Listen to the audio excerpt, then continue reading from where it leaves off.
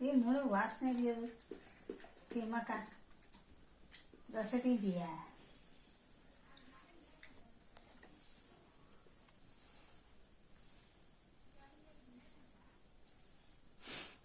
ಅವ್ನು ನಿನ್ನೇನು ನೋಡ್ತಾ ಇದ್ದಾವೆ ವಾಸನೆ. ದೋಸೆ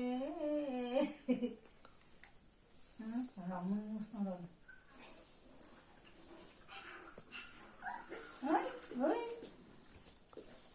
ಅದೇನೋ ಬೊಗಳ್ತಾ ಇತ್ತು ನೋಡಲ್ಲಿ.